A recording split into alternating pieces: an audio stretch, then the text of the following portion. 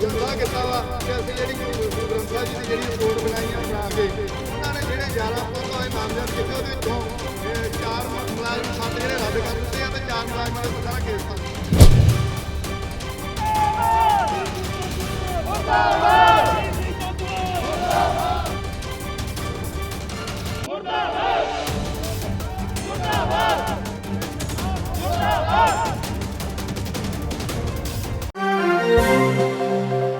ਵੱਡੀ ਖਬਰ ਅੰਮ੍ਰਿਤਸਰ ਤੋਂ ਸਾਹਮਣੇ ਆ ਰਹੀ ਹੈ, ਜਿੱਥੇ ਉਸ ਸਮੇਂ ਮਾਹੌਲ ਤਣਾਅਪੂਰਨ ਹੋ ਗਿਆ ਜਦੋਂ ਸਾਬਕਾ ਆਈਜੀ ਕੁੰਵਰ ਵਿਜੇ ਪ੍ਰਤਾਪ ਨੂੰ ਹਰਿਆਣਾ ਸਿੱਖ ਗੁਰਦੁਆਰਾ ਪ੍ਰਬੰਧਕ ਕਮੇਟੀ ਦੇ ਪ੍ਰਧਾਨ ਬਲਜੀਤ ਸਿੰਘ ਦਾਦੂਵਾਲ ਵੱਲੋਂ 골ਡ ਮੈਡਲ ਨਾਲ ਸਨਮਾਨਿਤ ਕੀਤਾ ਜਾਣਾ ਸੀ।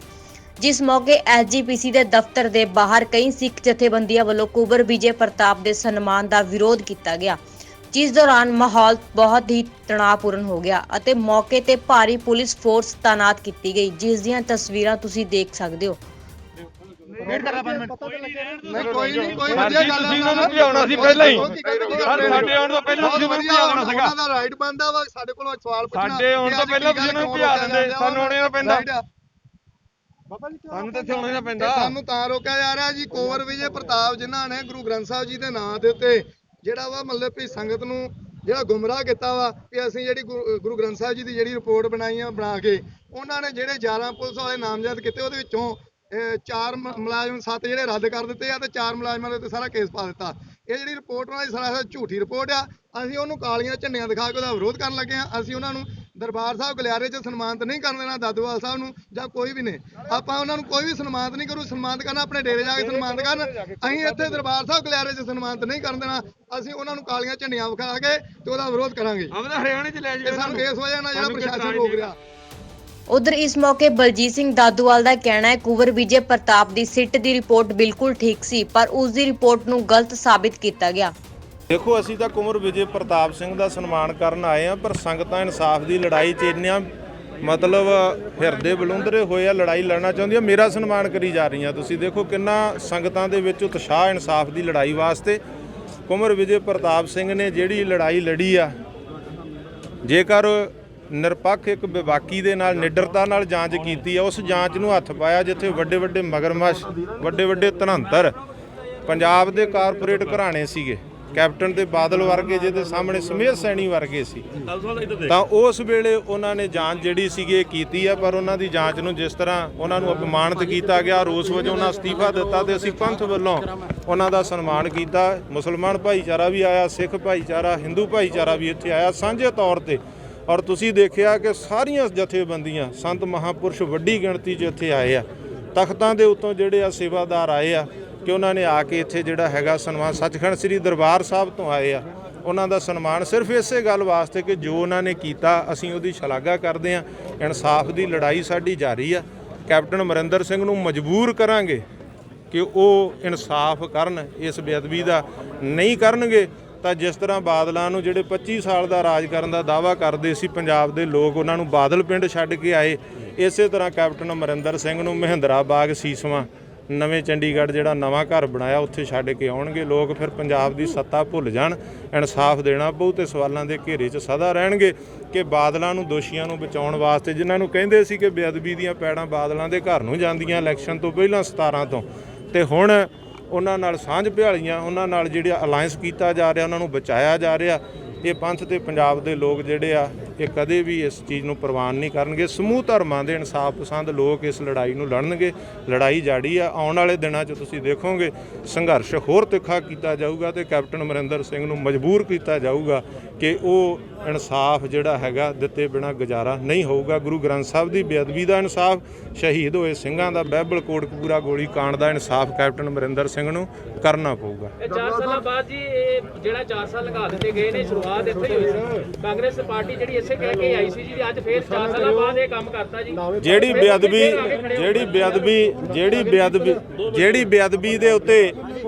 ਬੇਅਦਬੀ ਤੇ ਕੈਪਟਨ ਦੀ ਸਰਕਾਰ ਆਈ ਸੀ, ਉਸੇ ਬੇਅਦਬੀ ਦੇ ਕਾਰਨ ਜੇ ਇਨਸਾਫ ਨਾ ਦਿੱਤਾ ਤੇ ਕੈਪਟਨ ਦੀ ਸਰਕਾਰ ਜਾਊਗੀ ਵੀ। ਤੇ ਮੈਂ ਹੁਣ ਬੇਨਤੀ ਕਰੂੰਗਾ, ਨਗਰ ਕੀਰਤਨ ਨੌਵੇਂ ਪਾਤਸ਼ਾਹ ਦਾ ਜਿਹੜਾ ਹੋ ਰਿਹਾ, ਇਸ ਕਰਕੇ ਮੀਡੀਆ ਨੂੰ ਮੈਂ ਬੇਨਤੀ ਕਰੂੰਗਾ, ਧੰਨਵਾਦ ਤੁਹਾਡਾ, ਪਰ ਗੁਰੂ ਤੇਗ ਬਹਾਦਰ ਸਾਹਿਬ ਦਾ ਨਗਰ ਕੀਰਤਨ ਹੈ, ਇਸ ਕਰਕੇ ਬੇਨਤੀ ਮੰਨ ਲਓ। ਵਿਜੇ ਪ੍ਰਤਾਪ ਜੀ ਰਾਜਨੀਤੀ 'ਚ ਜਾਣਗੇ। ਹੱਕ ਆ ਸਾਰਿਆਂ ਦਾ ਰਾਜਨੀਤੀ ਦੇ ਵਿੱਚ ਜਾਣਾ, ਕਿਸੇ ਨੂੰ ਰੋਕਿਆ ਨਹੀਂ ਜਾ ਸਕਦਾ। ਅਸੀਂ ਉਹਨਾਂ ਦੀਆਂ ਸੇਵਾਵਾਂ ਕਰਕੇ ਅੱਜ ਉਹਨਾਂ ਨੂੰ ਸਨਮਾਨ ਕੀਤਾ। ਸਾਡੇ ਵੱਲੋਂ ਅਕਾਲੀ ਦਲ ਵੱਲੋਂ ਅਸੀਂ ਕਹਾਂਗੇ ਵੀ ਉਹ ਇਨਸਾਫ ਦੀ ਲੜਾਈ ਜਿਹੜੀ ਇਦਾਂ ਹੀ ਲੜਨ, ਪਰ ਉਹਨਾਂ ਦੀ ਮਰਜ਼ੀ, ਉਹ ਚਾਹੇ ਅਕਾਲੀ ਦਲ ਵੱਲੋਂ ਲੜਨ, ਚਾਹੇ ਕਾਂਗਰਸ ਵੱਲੋਂ ਲੜਨ, ਚਾਹੇ ਬੀਜੇਪੀ ਵੱਲੋਂ ਲੜਨ, ਚਾਹੇ ਆਮ ਪਾਰਟੀ ਵੱਲੋਂ ਲੜਨ, ਉਹਨਾਂ ਦਾ ਨਿੱਜੀ ਫੈਸਲਾ, ਹਰ ਬੰਦਾ ਆਜ਼ਾਦ ਆ। ਅਸੀਂ ਉਹਨਾਂ ਦੀਆਂ ਪਿਛਲੀ ਜਿਹੜੀ ਸੇਵਾ ਕੀਤੀ ਉਹਨਾਂ ਨੇ ਇਸ ਸਿੱਟ ਦੇ ਵਿੱਚ, ਉਹਦੇ ਕਰਕੇ ਅਸੀਂ ਉਹਨਾਂ ਦਾ ਸਨਮਾਨ ਕੀਤਾ। ਤੇ ਹਰ ਬੰਦੇ ਨੂੰ ਹੱਕ ਆ ਕਿ ਉਹ ਜਿੱਥੇ ਮਰਜ਼ੀ ਜਿਸ ਤਰ੍ਹਾਂ ਮਰਜ਼ੀ ਆਪਣਾ ਜਿਹੜਾ ਹੈਗਾ, ਜੇ ਉਹਨਾਂ ਨੂੰ ਲੱਗਦਾ ਵੀ ਇਨਸਾਫ ਦੀ ਲੜਾਈ ਉਹ ਰਾਜਨੀਤਿਕ ਤੌਰ ਤੇ ਵੱਧ ਜਿਹੜੀ ਲੈ ਸਕਦੇ ਆ, ਤੇ ਸਾਡੇ ਵੱਲੋਂ ਖੁੱਲੀ ਛੁੱਟੀ ਆ। ਇਸ ਤੋਂ ਇਲਾਵਾ ਕੁੰਵਰ ਵਿਜੇ ਪ੍ਰਤਾਪ ਨੇ ਕਿਹਾ ਕਿ ਮੈਨੂੰ ਬਹੁਤ ਖੁਸ਼ੀ ਹੋਈ ਕਿ ਮੇਰਾ ਪੂਰਾ ਸਨਮਾਨ ਕੀਤਾ ਗਿਆ। श्री दरबार साहिब जी दे विच मत्था टेक के श्री गुरु ग्रंथ साहिब जी दे आगे नतमस्तक होके मैं इत्थे आया। मैनू बहुत चंगा महसूस होया, अच्छा लग्या कि जो मैं किया, मैं ये नहीं कह सकता हाँ कि हाँ मैं क्लेम नहीं करता हाँ कि मैं कोई कुर्बानी की थी नौकरी छड़ के, लेकिन मेरी नौकरी गई श्री गुरु ग्रंथ साहिब जी की सेवा करते हुए। मैनू इस चीज़ का बहुत मान है कि श्री गुरु ग्रंथ साहिब जी की सेवा करते हुए अपनी नौकरी छड़ दी, अपनी नौकरी गंवा दी। मैनू कोई अफसोस नहीं है, मैनू बहुत मान है इस गल का कि श्री गुरु ग्रंथ साहिब जी की सेवा करते हुए मेरी नौकरी चली गई। ये तो सिर्फ नौकरी है। जदों मैं इन्वेस्टिगेशन शुरू किया सी, मैनू ये भी पता सी कि मेरी नौकरी भी जा सकती है, मेरी जान भी जा सकती है, क्योंकि तुहानू पता है कि दोषी जड़े ने, मैं उन्हों का ना ही नहीं लेंदा। असल दोषी जड़े ने वो बहुत ही इन्फ्लुएंशियल, बहुत ही पावरफुल, बहुत ही पैसे वाले ने, वो सब कुछ खरीद सकते हैं। उन्होंने इस मुल्क के संविधान की भी हत्या करा दी है, मर्डर कराया है मुल्क दे। उन्होंने जो लोग देखो गुरु ग्रंथ साहिब जी की बेअदबी करवा सकते हैं, वो संविधान की हत्या करवा दी, कोई बहुत बड़ी गल उन्होंने वास्ते नहीं है। लेकिन मैनू उम्मीद सी कि जो संविधान के रखवाले सीगे वो जरूर इंसाफ करेंगे, लेकिन इंसाफ मिलिया नहीं। मैनू ये भी आज इत्थे कहते हुए कोई भी मैनू हैजिटेशन नहीं है, हैरानी नहीं है। देखो इस केस दे विच देखो तुसी जो कानून है ना साडा, ये जड़ा कानून है कॉलोनियल लॉ है, कॉलोनियल लॉ अंग्रेजी कानून जिन्होंने असीं कहते हैं। अंग्रेजी कानून के तहत इस केस दे विच इंसाफ नहीं होना है, हो ही नहीं सकता है अंग्रेजी कानून के तहत। ये मेरा दावा है। दूसरा मैं ये कहूँगा, देखो कि जो री इन्वेस्टिगेशन की गल कर रहे हैं, दोबारा इन्वेस्टिगेशन, तुसी एक सीट बना लो, 2 बना लो, CBI ले आओ, तुसी जो मर्जी ले आओ, री इन्वेस्टिगेशन हो नहीं सकता है। टाइम पास जरूर होगा, लोगों को मूर्ख जरूर बनाया जाएगा। दूसरी गल यह है कि जो चलान मैं दिता सी, जो रिपोर्ट, ना तो वो रिपोर्ट सरकार नू गई सी, कई लोगों को भुलेखा है कि ये रिपोर्ट सरकार नू दिती गई सी, ना ही ये रिपोर्ट मानयोग हाई कोर्ट दे विच दाखिल हुई सी। साडी रिपोर्ट 9 चलाना दे रूप दे विच फरीदकोट दी मानयोग जिला अदालत दे विच दाखिल की गई सी। उन्हां 9 चलाना चों 5 चलान जड़े ने उन्हां नू क्वैश कर दिता गया है, खारिज किया गया है। 4 चलान हुण भी जिंदा ने, ठीक है कि नहीं। लेकिन मैं ये कहूँगा हाँ कि देखो जो रिपोर्ट दी गई है वो रिपोर्ट मानयोग जिला अदालत फरीदकोट दे विच है। मैनू ये पता नहीं है कि वो रिपोर्ट किस तरह, मतलब बिना रिपोर्ट देखे हुए जो फैसला आया है, मैं फैसला ना तो पढ़िया हाँ, ना मैनू पढ़ना है, ना ही मतलब मैनू उसकी लोड़ है। मैनू पहला तो पता सी, ठीक है, इस दे बारे पहला तो पता सी, तो मैं उस दे उत्ते कोई किंतु परंतु नहीं करना चाहता हाँ, कोई किंतु परंतु नहीं। जो फैसला आया है मानयोग हाई कोर्ट का जो फैसला है उस दे नाल मैनू कोई भी, सुनो तो सही, रिपोर्ट इन्नी तनदेही दे नाल बनाई सी तां कोर्ट ने खारिज क्यों की? मेरी गल तो सुनो, मैं तो जो ऑर्डर आया है, ऑर्डर दे उत्ते कोई भी मैं बयान नहीं देना चाहता हाँ, उस दे उत्ते कोई भी मैं तर्क वितर्क असी नहीं करना चाहता हाँ, क्योंकि साडे मुल्क का जो कानून है वो इस चीज़ की इजाजत नहीं दिंदा। लेकिन इन्वेस्टिगेशन मेरे वालों, सुनो, इन्वेस्टिगेशन मेरे वालों 2 साल तक की गई है, पूरी ट्रांसपेरेंट इन्वेस्टिगेशन रही है। एक लाइन जो है ना अपने आप दे विच सबूत है। ठीक है। ਤੁਸੀਂ ਜੋ ਸਵਾਲ ਕੀਤਾ ਕਿ ਖਾਰਿਜ ਕਿਉਂ ਹੋ ਗਿਆ, ਮੈਨੂੰ ਨਹੀਂ ਪਤਾ ਹੈ।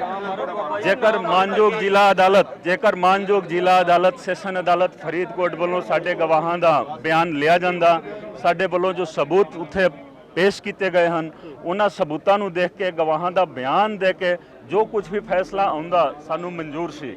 ਲੇਕਿਨ ਸਾਡੇ ਗਵਾਹਾਂ ਦਾ ਬਿਆਨ ਨਹੀਂ ਹੋਇਆ। ਮੈਨੂੰ ਮੌਕਾ ਨਹੀਂ ਮਿਲਿਆ ਕਿ ਆਪਣੇ ਗਵਾਹਾਂ ਨੂੰ ਅਦਾਲਤ ਦੇ ਸਨਮੁਖ ਪੇਸ਼ ਕਰ ਸਕਾਂ। ਮੈਨੂੰ ਮੌਕਾ ਨਹੀਂ ਮਿਲਿਆ ਕਿ ਜੋ ਅਦਾਲਤ ਦੇ ਵਿੱਚ ਅਸੀਂ ਸਬੂਤ ਪੇਸ਼ ਕੀਤੇ ਹਾਂ, ਉਹ ਜੋ ਸਬੂਤ ਨੇ, ਉਹਨਾਂ ਸਬੂਤਾਂ ਨੂੰ ਵੇਖਿਆ ਨਹੀਂ ਗਿਆ, ਕਿਉਂਕਿ ਨਿਪਟਾਰਾ ਇਹਦਾ ਹੋਣਾ ਹੈ ਫਰੀਦਕੋਟ ਦੀ ਜ਼ਿਲ੍ਹਾ ਅਤੇ ਸੈਸ਼ਨ ਅਦਾਲਤ ਦੇ ਵਿੱਚ। ਮੈਂ ਦੁਬਾਰਾ ਇਹ ਕਹਿਣਾ ਚਾਹੁੰਦਾ ਹਾਂ ਕਿ ਕੋਈ ਵੀ ਵਿਅਕਤੀ ਉਸ ਚਲਾਨ ਦੇ ਕਿਸੇ ਵੀ ਪਹਿਲੂ ਦੇ ਉੱਤੇ ਮੇਰੇ ਨਾਲ ਡਿਸਕਸ ਕਰਨਾ ਚਾਹੁੰਦਾ ਹੈ, ਜਨਤਕ ਤੌਰ ਤੇ, ਵਿਅਕਤੀਗਤ ਤੌਰ ਤੇ ਆ ਕੇ ਡਿਸਕਸ ਕਰ ਸਕਦਾ ਹੈ। ਇੱਕ ਲਾਈਨ ਉਸ ਚਲਾਨ ਦਾ ਜੋ ਲਿਖਿਆ ਗਿਆ ਹੈ, ਉਹ ਗੁਰੂ ਗੋਬਿੰਦ ਸਿੰਘ ਜੀ ਦੀ ਕਿਰਪਾ ਦੇ ਨਾਲ ਲਿਖਿਆ ਗਿਆ ਹੈ। ਮੇਰੇ ਅੰਦਰ ਉਹ ਕਾਬਲੀਅਤ ਨਹੀਂ ਸੀਗੀ ਕਿ ਮੈਂ ਇਸ ਤਰੀਕੇ ਦੀ ਇਨਵੈਸਟੀਗੇਸ਼ਨ ਕਰ ਸਕਦਾ ਸੀ। ਜੋ ਇਨਵੈਸਟੀਗੇਸ਼ਨ ਹੋਇਆ ਹੈ ਗੁਰੂ ਗੋਬਿੰਦ ਸਿੰਘ ਜੀ ਮਹਾਰਾਜ ਦੀ ਕਿਰਪਾ ਦੇ ਨਾਲ ਹੋਇਆ ਹੈ। ਤੇ ਕੋਈ ਵੀ ਵਿਅਕਤੀ ਜੇਕਰ ਚਾਹੁੰਦਾ ਹੈ, ਕੋਈ ਵੀ ਕਾਨੂੰਨ ਦਾ ਜਾਣਕਾਰ ਹੋਵੇ, ਕਿਸੇ ਨੂੰ ਵੀ ਬਹੁਤ ਹੰਕਾਰ ਹੋਵੇ, ਉਹ ਮੇਰੇ ਨਾਲ ਆ ਕੇ ਡਿਸਕਸ ਕਰ ਸਕਦਾ ਹੈ। ਮੇਰੀ ਗੱਲ ਸੁਣੋ, ਜੋ ਬੇਅਦਬੀ ਕਰਵਾ ਸਕਦੇ ਨੇ, ਗੁਰੂ ਗ੍ਰੰਥ ਸਾਹਿਬ ਜੀ ਦੀ ਬੇਅਦਬੀ ਕਰਵਾ ਸਕਦੇ ਨੇ, ਠੀਕ ਹੈ ਕਿ ਨਹੀਂ, ਉਹ ਕੁਝ ਵੀ ਕਰ ਸਕਦੇ ਨੇ। ਮੈਨੂੰ ਕੋਈ ਪਰਵਾਹ ਨਹੀਂ ਹੋਣਾ, ਉਹਨਾਂ ਦਾ ਕੋਈ ਸਟੇਟਸ ਨਹੀਂ ਹੈ। ਹੁਣ ਮੈਂ ਦੁਬਾਰਾ ਅੱਜ ਦਾ ਜਿਹੜਾ ਸਨਮਾਨ ਸਮਾਰੋਹ ਹੈ, ਮੈਂ ਇਹ ਦਾਅਵੇ ਦੇ ਨਾਲ ਕਹਿ ਸਕਦਾ ਹਾਂ ਕਿ ਮਾਨਯੋਗ ਜਥੇਦਾਰ ਸ੍ਰੀ ਦਾਦੂਵਾਲ ਸਾਹਿਬ ਜੀ ਨਾਲ ਮੇਰੀ ਅੱਜ ਪਹਿਲੀ ਮੁਲਾਕਾਤ ਇੱਥੇ ਹੋ ਰਹੀ ਹੈ। ਆਪ ਜੀ ਨੇ ਵੀ ਮੀਡੀਆ ਦੇ ਵਿੱਚ ਬਿਆਨ ਦਿੱਤਾ ਸੀ ਕਿ ਕੋਈ ਮੁਲਾਕਾਤ ਨਹੀਂ ਹੈ। ਇਹ ਅਸੀਂ ਸ੍ਰੀ ਹਰਮੰਦਿਰ ਸਾਹਿਬ ਜੀ ਦੇ ਸਾਹਮਣੇ ਅੱਜ ਪਹਿਲੀ ਮੁਲਾਕਾਤ ਹੋਈ ਹੈ। ਇਹਨਾਂ ਦੀ ਰਹਿਨੁਮਾਈ ਦੇ ਵਿੱਚ ਸਾਰੇ ਸੰਤ ਸਮਾਜ ਦੇ ਲੋਕ, ਸੰਤ ਮਹਾਪੁਰਖ, ਵੱਖ-ਵੱਖ ਧਰਮਾਂ ਦੇ, ਵੱਖ-ਵੱਖ ਸੰਪਰਦਾਵਾਂ ਦੇ ਸਾਰੇ ਸੰਤ ਮਹਾਪੁਰਖ ਆਏ ਨੇ। ਮੈਂ ਇਹਨਾਂ ਸਾਰਿਆਂ ਦਾ ਧੰਨਵਾਦ ਕਰਦਾ ਹਾਂ। ਇੱਕ ਐਸੇ ਤਰੀਕੇ ਦਾ ਸਨਮਾਨ ਮੈਨੂੰ ਉਸੇ ਫਰੀਦਕੋਟ ਦੇ ਵਿੱਚ ਦਿੱਤਾ ਗਿਆ ਸੀ 2004 ਦੇ ਵਿੱਚ, ਜੋ ਗੁਰਦੁਆਰਾ ਸਾਹਿਬ ਹੈ, ਸਾਲਾਨਾ ਸਮਾਗਮ ਹੁੰਦਾ ਹੈ ਹਰ ਸਾਲ। ਇੱਕ ਸਨਮਾਨ ਸਮਾਰੋਹ ਉੱਥੇ ਹੋਇਆ ਸੀ। ਤੁਸੀਂ ਦੇਖੋਗੇ ਬਹੁਤ ਵੱਡਾ ਯੋਗਦਾਨ ਰਿਹਾ ਉਸ ਸਨਮਾਨ ਦਾ ਕਿ ਮੈਂ ਇਸ ਕੇਸ ਨੂੰ, ਕਿਉਂਕਿ ਜਦੋਂ ਮੈਂ ਫੈਸਲਾ ਲਿਆ ਕਿ ਵੱਡਿਆਂ ਦੇ ਉੱਤੇ ਹੱਥ ਪਾ ਹੀ ਦੇਣਾ ਹੈ, ਤਾਂ ਉਹ ਸਨਮਾਨ ਮੈਨੂੰ ਉਸੇ ਫਰੀਦਕੋਟ ਦਾ ਬਾਰ-ਬਾਰ ਫਰੀਦਕੋਟ ਦੇ ਵਿੱਚ ਬੈਠੇ ਹੋਏ ਮੈਨੂੰ ਯਾਦ ਆ ਰਿਹਾ ਸੀ ਕਿ ਐਸੇ ਫਰੀਦਕੋਟ ਦੇ ਵਿੱਚ ਮੈਨੂੰ ਸਨਮਾਨ ਮਿਲਿਆ ਹੈ। ਉਹ ਓਨੈਸਟੀ ਦਾ ਸਨਮਾਨ ਸੀ। ਮੈਂ ਕਿਹਾ ਕਿ ਚਲੋ ਜੀ ਚੱਕ ਦੋ ਕੰਮ, ਜੇਕਰ ਤੁਸੀਂ ਨਹੀਂ ਕਰੋਗੇ ਕੋਈ ਹੋਰ ਨਹੀਂ ਕਰ ਸਕਦਾ ਹੈ। ਹੁਣ ਸੁਣੋ, ਮੇਰੀ ਗੱਲ ਸੁਣੋ। ਅੱਜ ਜੋ ਸਨਮਾਨ ਇੱਥੇ ਮਿਲਿਆ ਹੋਇਆ ਹੈ, ਮੈਨੂੰ ਨਹੀਂ ਪਤਾ ਹੈ ਕਿ ਜਦੋਂ ਉਸ 2004 ਵਾਲਾ ਸਨਮਾਨ ਇੱਥੇ ਤੱਕ ਲੈ ਕੇ ਆਇਆ ਤੇ ਇਹ ਸਨਮਾਨ ਮੇਰੇ ਹੱਥ ਕੀ ਕਰਵਾਏਗਾ ਮੈਨੂੰ ਪਤਾ ਨਹੀਂ ਹੈ। ਲੇਕਿਨ ਜੋ ਸਨਮਾਨ ਹੁੰਦਾ ਹੈ, ਦੇਖੋ, ਇੱਕ ਸਨਮਾਨ ਦੇਣ ਵਾਲੇ ਦਾ ਹੱਥ ਸਾਫ਼ ਹੋਣਾ ਚਾਹੀਦਾ ਹੈ ਤੇ ਲੈਣ ਵਾਲੇ ਦਾ ਕਿਰਦਾਰ ਵੀ ਹੋਣਾ ਚਾਹੀਦਾ ਹੈ, ਠੀਕ ਹੈ। ਤੇ ਇਸ ਕਰਕੇ ਕਈਆਂ ਨੇ ਕਿੰਤੂ ਪਰੰਤੂ ਵੀ ਕੀਤੀ। ਮੈਂ ਕਿਹਾ ਕਿ ਨਹੀਂ, ਮੈਂ ਜਾਵਾਂਗਾ ਕਿਉਂਕਿ ਸਨਮਾਨ ਦੇਣ ਵਾਲੇ ਦਾ ਹੱਥ ਜੇਕਰ ਸਾਫ਼ ਹੈ ਨਾ, ਤਾਂ ਸਨਮਾਨ ਲੈਣ ਦੇ ਵਿੱਚ ਤੇ ਮੇਰਾ ਕਿਰਦਾਰ ਸਾਫ਼ ਹੈ। ਮੈਂ ਸ੍ਰੀ ਹਰਮੰਦਿਰ ਸਾਹਿਬ ਜੀ ਦੇ ਸਾਹਮਣੇ ਸ੍ਰੀ ਗੁਰੂ ਗ੍ਰੰਥ ਸਾਹਿਬ ਜੀ ਨੂੰ ਹਾਜ਼ਰ ਨਾਜ਼ਰ ਜਾਣ ਕੇ ਇਹ ਵਾਅਦਾ ਕਰਦਾ ਹਾਂ ਕਿ ਜੋ ਸਨਮਾਨ ਮੈਨੂੰ ਮਿਲ ਰਿਹਾ ਹੈ ਤੇ ਮੈਂ ਆਪਣੇ ਇਸ ਕਿਰਦਾਰ ਨੂੰ ਹੋਰ ਅੱਗੇ ਤੱਕ ਲੈ ਜਾਵਾਂਗਾ। ਸਮਾਜ ਦੀ ਸੇਵਾ ਕਰਾਂਗਾ। ਇਹ ਜੋ ਇਨਸਾਫ ਦੀ ਲੜਾਈ ਹੈ, ਦੇਖੋ, ਅੱਜ ਤੋਂ ਸ਼ੁਰੂ ਹੋ ਰਹੀ ਹੈ। ਇਹ ਨਾ ਸਮਝੋ ਕਿ ਮੈਂ ਨੌਕਰੀ ਛੱਡ ਦਿੱਤੀ ਤਾਂ ਮਤਲਬ ਕੰਮ, ਬਹੁਤ ਲੋਕ ਖੁਸ਼ ਹੋ ਰਹੇ ਨੇ ਕਿ ਮੈਂ ਨੌਕਰੀ ਛੱਡ ਦਿੱਤੀ। ਇਹ ਗੁਰੂ ਮਹਾਰਾਜ ਦਾ ਹੁਕਮ ਆਇਆ ਕਿ ਹੁਣ ਇਹ ਨੌਕਰੀ ਤੁਸੀਂ ਛੱਡੋ। ਨੌਕਰੀ ਦੇ ਵਿੱਚ ਰਹਿ ਕੇ ਤੁਸੀਂ ਕਮਜ਼ੋਰ ਹੋ ਗਏ ਹੋ ਤੇ ਇਹ ਕਮਜ਼ੋਰੀ ਤੁਸੀਂ ਛੱਡ ਦਿਓ। ਮੈਂ ਇਸ IPS ਦੀ ਨੌਕਰੀ ਨੂੰ ਛੋਟਾ ਨਹੀਂ ਸਮਝਦਾ ਹਾਂ ਤੇ ਨਹੀਂ ਮੈਂ ਕੋਈ ਜਜ਼ਬਾਤ ਦੇ ਵਿੱਚ ਆ ਕੇ ਛੱਡਿਆ। ਇੱਕ ਜੰਗ ਦੀ ਸ਼ੁਰੂਆਤ ਵਾਸਤੇ ਉੱਪਰੋਂ ਮੈਨੂੰ ਆਦੇਸ਼ ਆਇਆ, ਗੁਰੂ ਮਹਾਰਾਜ ਦਾ ਆਦੇਸ਼ ਆਇਆ, ਮੈਂ ਇਹ ਨੌਕਰੀ ਛੱਡ ਦਿੱਤੀ। 22 ਸਾਲਾਂ ਦੀ ਇਸ ਨੌਕਰੀ ਦੇ ਦੌਰਾਨ ਮੈਂ ਸਿਰਫ ਸੰਘਰਸ਼ ਕੀਤਾ, ਸਿਰਫ ਸਟਰਗਲ ਕੀਤਾ ਜੀ। ਤਾਂ ਉਸ ਸਟਰਗਲ ਦੇ ਨਾਲ ਜੋ ਕੁਝ ਵੀ ਮੈਨੂੰ ਪ੍ਰਾਪਤ ਹੋਇਆ, ਬਹੁਤ ਵੱਡਾ ਸਟਰਗਲ ਕਰਾਂਗੇ। ਪੰਜਾਬ ਨੂੰ ਬਹੁਤ ਹੀ ਪ੍ਰੋਗਰੈਸਿਵ ਪੰਜਾਬ ਬਣਾਵਾਂਗੇ। ਜੇ ਤੁਸੀਂ ਜੋ ਦੇਖ ਰਹੇ ਹੋ ਨਾ, ਜਦ ਵੇਖਦੇ ਆਏ ਹੋ ਇਹ ਨਸ਼ਿਆਂ ਤਸਕਰਾਂ ਵਾਲਿਆਂ ਦਾ, ਜੋ ਮੰਨ ਲਓ ਇੱਕ ਮੀਡੀਆ ਕਿਸੇ ਦੇ ਕੋਲ ਹੈ, ਇੱਕ ਹੋਰ ਅੰਬਾਨੀਆਂ ਦਾ ਮੀਡੀਆ ਹੈ ਜੋ ਇਹਨਾਂ ਨੇ ਗੋਦ ਲਿਆ ਹੋਇਆ ਹੈ, ਇਹਨੂੰ ਮੈਂ ਵਾਅਦਾ ਕਰਦਾ ਹਾਂ ਕਿ ਇਹਦਾ ਨਾਮ ਰਹੇਗਾ ਪੰਜਾਬ ਟੈਲੀਵਿਜ਼ਨ ਨੈਟਵਰਕ। ਇਹ ਸਰਕਾਰੀ ਟੈਲੀਵਿਜ਼ਨ ਨੈਟਵਰਕ ਹੋਗਾ ਜੀ, ਸਰਕਾਰੀ ਟੈਲੀਵਿਜ਼ਨ। ਇਹ ਜਿੰਨਾ ਚਿਰ ਬੋਲ ਰਹੇ ਨੇ ਇਹਨਾਂ ਨੂੰ ਬੋਲ ਲੈਣ ਦਿਓ ਜੋ ਕੁਝ ਵੀ ਬੋਲ ਰਹੇ ਨੇ ਇਹ ਦੋਸ਼ ਲਗਾ ਰਹੇ ਨੇ ਉਹਨਾਂ ਨੂੰ ਲਗਾ ਲੈਣ ਦਿਓ ਲੇਕਿਨ ਇਹ ਸਾਰੇ ਟੈਲੀਵਿਜ਼ਨ ਸਰਕਾਰੀ ਟੈਲੀਵਿਜ਼ਨ ਜਨਤਾ ਦੇ ਨੈਟਵਰਕ ਬਣ ਜਾਣਗੇ ਇਹਨਾਂ ਨੂੰ 2 4 6 8 ਮਹੀਨਾ ਹੋਰ ਕਰ ਲੈਣ ਦਿਓ ਠੀਕ ਹੈ ਕਿ ਨਹੀਂ ਸਾਰੇ ਤੁਹਾਡੇ ਸਵਾਲਾਂ ਦਾ ਜਵਾਬ ਹੌਲੀ ਦੇਖੋ ਮੇਰੀ ਗੱਲ ਸੁਣੋ जंग की शुरुआत हो रही है मैनू क्यों पूछ रहे हो जो हुक्म आएगा ना ऊपरों जिसने आदेश मेरी गल सुनो मैनू नहीं पता है मेरी गल सुनो तुसी नशा दे तस्दे थोक व्यापारी ने नशिया दे पंजाब दे विच 6वां दरिया बहा दिता तुसी उन्हां दी गल कर रहे हो नहीं मेरी गल सुनो ना तुसी उन्हां दी गल कर रहे हो मेरी गल तो सुनो जिन्हां ने नशिया दा दरिया बहाया है पंजाब दे विच नौजवानी बर्बाद की है जिन्हां दा टेलीविजन नेटवर्क चलता है तुसी उन्हां दी जुबानी तुसी बोल रहे हो उन्हां दी गल कर रहे हो मैं तो बार यही कर रहे हैं कि ये नेटवर्क ही खत्म हो जाना है सरकारी नेटवर्क बन जाएगा जनता दा नेटवर्क बन जाएगा जनता दी आवाज़ सब तो ऊपर रहेगी क्योंकि जनता दी आवाज़ दे विच परमात्मा दी आवाज़ हुंदी है तो परमात्मा जी आवाज़ ही ऊपर रहेगी जो मैनू ऊपरों आदेश आएगा परमात्मा वालों मैं वही कहूँगा आज दी तारीख दे विच मैं इस तो अलावा होर कुछ नहीं कर सकता इंसाफ मिलेगा जी इंसाफ मिलेगा इंसाफ वास्ते जंग देखो मैं बार यही कहना चाहता हाँ कि मैं जदों नौकरी तो इस्तीफा दिता तो कोई थक हार के नहीं दिता एक इंसाफ वास्ते जंग की शुरुआत करने वास्ते मैं इस्तीफा दिता सी इंसाफ मिलेगा तुसी देख लेना इंसाफ मिलेगा मैं देखो तुसी कोई भी सवाल इस तरह का ना करो ठीक है ना जी इस तरह का मैं बार यही कह रहा है कि जो मैनू ऊपरों आदेश आएगा मालिक परमेश्वर सब तो बड़ा है जो वो मैनू आदेश करेगा समाज की भलाई वास्ते ठीक है ना इंसाफ वास्ते एक नवा पंजाब बनूगा जी एक नवा पंजाब तुसी देखोगे जो आज तो 100 साल 150 साल पहला जो पंजाब सीगा ना वो पंजाब तुसी देखोगे महाराजा रणजीत सिंह जी के बारे तुसी सुनिया होगा उस तो पहला भी तुसी देखो पंजाब बहुत ही मतलब उन्नत पंजाब सीगा बहुत ही वधिया तुसी सोच सकते सी ठीक है कि नहीं ते जो उस तरह का पंजाब बनूगा वो सारे असीं मिल के करांगे ठीक है ना